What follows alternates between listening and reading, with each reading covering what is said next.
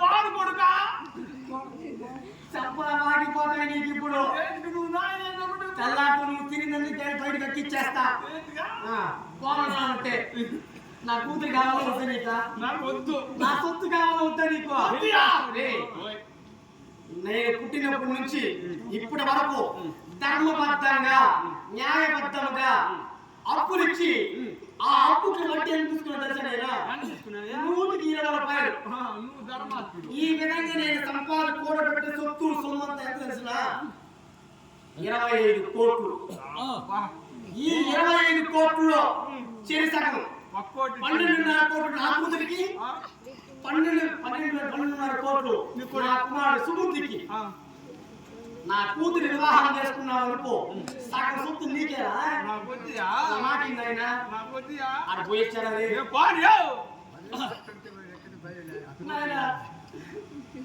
ఒళ్ళు బాగా నువ్వు ఏం లేదు అది వడ్డీ డబ్బులు తీసుకుంటావు మరియు అప్పుడు నేను వసూలు చేస్తా. సరే వచ్చినాను చెప్పు.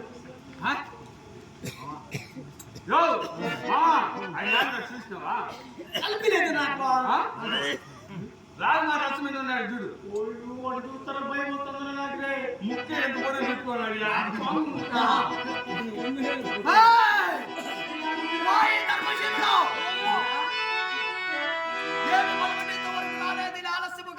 మా గురువు గారు పంపి ఉన్నారు. నా బావమరిదైనటువంటి వెంకు మీరు వచ్చినటువంటి విషయం నాకు చెవుని పడగానే మాట మాత్రము ఆలస్యము చేయక జాగు చేయక వెంటనే నీ యొక్క సకలంకు నేను ఇచ్చేస్తున్నాను. వెనుగొట్టుస్తున్నావా లేకపోతే డబ్బులు వడ్డీలతో లెక్కేసుకుని 10,000 కట్టు సాలి కోట్లు పోయా? లావాదేవీలు కదా నా వ్యాపారం అది. అయినా నీ లాభదాయక వడ్డీ ఏమే నీ వ్యాపారం అంతా పక్కన పెట్టు. నీ బ్రాహ్మణ ఆచారం పక్కన పెట్టు. బలి వడ్డీ ఇంతవరకు ఆలస్యముగా ఏమి రాలేదు. మరచి తినయ్యా నేను. ఓహో మరిచావా? పంపుతున్నావా? పంపాలనే ఉంది. నా బామార్జన పంపిద్దాం అనుకుంటున్నాను. ఒక్క బడుగు బ్రాహ్మణుడు ఉన్నాడు.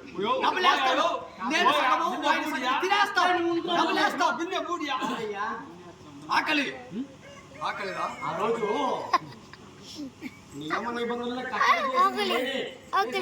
సమ్మతిస్తున్న లేదని చెప్పట్లేదు. కాకపోతే ఈ యమునా నది తీరంలో ఉన్నటువంటి ఏకచక్ర పొలమునకు 1000 కడపలకు నేను పెద్ద మనిషిని. ఒకవేళ అట్టి బలిపండును నేను తీసుకువచ్చాననుకో ఈ ప్రజలకు పెద్ద దిక్కు ఎవరయ్యా? ఒక రాజు లాంటి వ్యక్తి కోల్పోతారు కదా. ఎవరు పంపించారు చెప్పండి? ఎవరు పంపిస్తావా? రోజు తినప్పుడు బలిబండి వస్తానింది కదా. ఈ పొద్దు బలిబండి రాలేదు. ఏమి కారణం? ఏం చెప్పు? ఆలస్యమా? ఆలస్యం చేయకుండా పంపుతావా లేదా ఈ వార్త మా గురువు గారికి విన్నవించి యా పట్టాసులు పడమంటావా? ఏ విధంగా వచ్చిందయ్యా నేను? నువ్వా?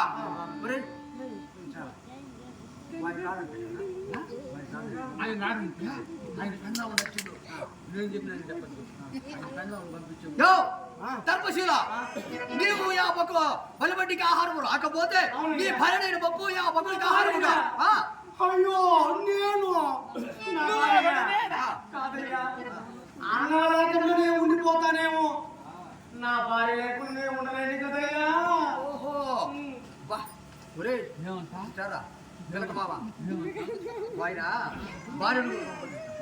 ఆయన రాడు భార్యను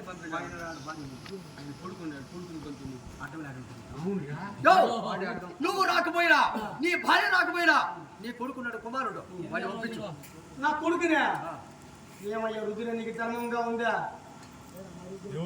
ఈ కాలంలో బిడ్డల పుట్టుడే గగనమైపోయింది. అటువంటిది లేక లేక నాకు పుట్టినటువంటి ఒక మగ శిశువును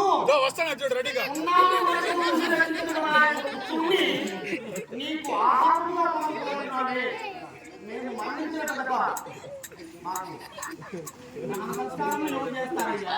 మాకు అయితే నీవు రావు, నీ భార్యను పంపు, నీ కొడుకు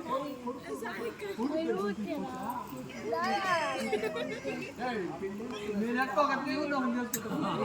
చో.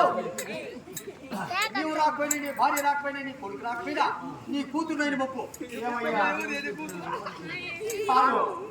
పెట్టు నోములను వచ్చి పండంటి ఆడబిడ్డకు మేము జన్మనిచ్చి మహాలక్ష్మి నాడు నా కుమార్తెను పంపమంటున్నావే, నీకు తగునా అయ్యా ఇది? అంటే ఎవరు రారా? ఎవరు రాకపోతే ఇప్పుడే ఆ బకుడికి ఆహారం కాదు. ఇప్పుడే ఈ వార్త వినిపించి ఆ బకుడు చెడ మాత్రం కూడా మీ పురం మీద పడి ఒక్కడిని కూడా బతికినీరు. మర్యాదగా పంపుతావా లేదా పురంలో ఒకరి లేకుండా చేసుకుంటావా? అంతే. కాదయ్యా, ఏమయ్యా? రత్నంలో గల వేడి రత్నము, ఖనిజంలో గల ఖనిజ రత్నం అతి ఉత్తమమైనది. అటువంటి నాకు కుమార్తెను పంపమంటున్నావి.